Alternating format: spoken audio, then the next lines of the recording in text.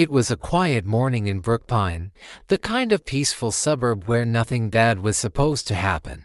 Leo Walker stood in the kitchen, stirring his coffee while sunlight crept through the blinds. His wife, Mio, was at the sink rinsing dishes, and their 15-year-old son, Alex, was still asleep upstairs.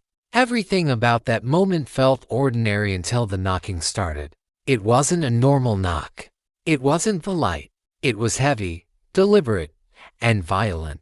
3 booming thuds shook the front door, echoing through the house. Nia froze, the spoon slipping from her hand and clattering into the sink. Leo turned toward the sound, frowning. Another set of bangs followed, even louder, like someone trying to break the door down. "Who knocks like that at 7 in the morning?" Nia whispered, her voice trembling. Leo didn't answer. He walked slowly toward the door, every step measured, his instincts sharpening. He peeked through the peephole. 4 men stood outside, shoulder to shoulder like they owned the place. They wore navy jackets with Community Enforcement Division printed in block letters on the back. But their posture wasn't that of inspectors. They stood like enforcers, legs apart, shoulders squared, eyes cold and calculating. The leader, a tall man with a scar down his jaw, raised a folded piece of paper like it was a badge. "Open up," he barked. "Community safety inspection. Immediate compliance required." Leo cracked the door open a few inches. "You're not supposed to be here this early. You'll have to come back later." The man smirked. "Refusal to comply is a violation of Code 8B. Don't make this worse." Before Leo could respond, 2 of the men shoved the door wide and forced their way in. Mia screamed. Leo stumbled back, hitting the hallway wall. Upstairs, Alex's sleepy voice called out, "Dad, what's going on?" He appeared on the staircase, hair sticking up, rubbing his eyes. He didn't understand the danger yet. One of the men spotted him instantly. In 3 long strides, he reached Alex, grabbed his wrist, and started dragging him toward the door. Alex yelped in shock. "Dad!" Leo lunged forward, but the second man blocked him, slamming him against the wall with a forearm pressed into his chest. "Step aside," the man hissed, his breath sour and threatening. "This is authorized." Nia rushed forward, trying to pry Alex free, but the intruder flung her back effortlessly. She hit the counter hard, gasping for air. Alex's sneakers squeaked across the floor as he struggled, his terrified eyes locked on Leo's.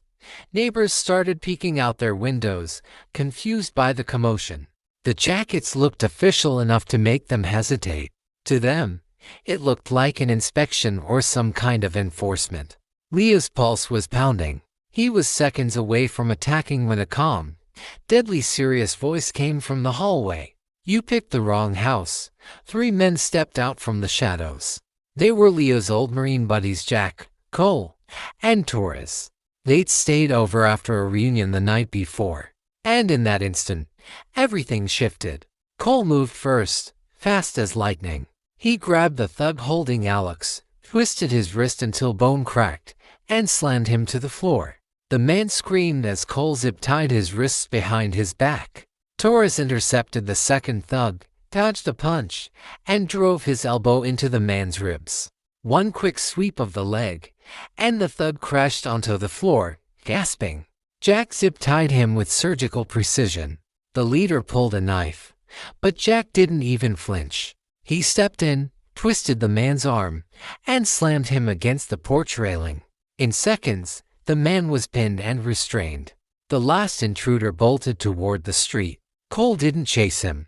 He picked up the drop knife, hurled it, and buried the blade in the dirt inches from the man's foot. The runner froze and raised his hands. Within minutes, all 4 intruders were zip-tied on the lawn. Neighbors filmed from their porches, murmuring nervously. Jack stepped forward, flashed his federal badge, and spoke loud enough for everyone to hear. "These men are not inspectors. They're kidnappers." Alex ran into Mia's arms, shaking. Leo felt his chest loosen for the first time since the knocking started. But as they dragged the scarred leader away, he spat at Leo's feet and hissed, "This isn't over." That night, the fear returned. A low mechanical hum echoed outside their window. Leo stepped onto the porch and saw it, a drone, hovering in the darkness, camera blinking like an eye. Minutes later, the doorbell rang. No one was at the door. Just a small box on the porch. Jack's federal team arrived fast.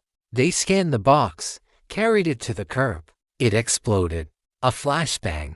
Not meant to kill, just to terrify. Neighbors screamed as lights flicked on across the street. The message was clear. They were being watched. The next morning, Jack spread surveillance photos, bank records, and emails across Leo's dining table. These guys had help, he said grimly. Inside your neighborhood, the inside man was Mr. Graham, the HOA president, the man who lived across the street, the man who had waved to Leo every morning for years. He'd been selling family information to the kidnappers, schedules, door codes, personal data. For 3 days, Leo watched Graham from his window. The man watered his roses like nothing had happened. Friday night came. An emergency HOA meeting was scheduled. Graham stood at the podium, fake smile plastered on his face. And then a stranger entered, a man in a sharp suit, wearing sunglasses indoors, a faint scar across his neck. He wasn't a neighbor. He was the buyer. Graham held up a manila folder with Alex's name on it. This contains documented violations, he said, but Leo knew what it really was. Jack's voice thundered across the room. Federal agents. Hands where I can see them. Chaos exploded. Neighbors screamed. Chairs toppled. Lights suddenly went out. Gunfire crackled from outside. The kidnappers were back, surrounding the building. Leo grabbed Mia and Alex, pulling them behind the podium as Jack and the Marines moved like predators in the dark. Tactical flashlights sliced through the black. Barricades slammed into place. Outside, masked gunmen closed in. The first breach came from the side door. A gunman charged in but was instantly tackled and zip-tied. Another smashed through a window, but Leo, remembering his training, grabbed a fallen rifle and dropped him with a controlled burst. The room was chaos, neighbors crying, glass shattering, gunfire echoing. Leo saw Alex watching him from behind cover, terrified but focused, absorbing everything. By dawn, the fight shifted to a warehouse on the edge of town, the kidnappers' base. Jack's team planned a strike. Leo joined. Not because he had to, but because this had become personal. They moved in silence, rifles low, breath steady. The flashbang went in first, followed by a coordinated breach. The firefight was brutal. Dozens of armed men inside. But the team was better, faster, smarter. Leo fought like a man protecting everything he loved. Each room cleared was one step closer to ending the nightmare. Then came the final chamber. The commander stood waiting, mask over his face, pistol in hand. This was never about your boy, he said, voice echoing. He was leverage. We're in every city, every neighborhood. Fear is power. He raised the gun at Jack. Leo shoved him aside, taking a grazing shot to the ribs.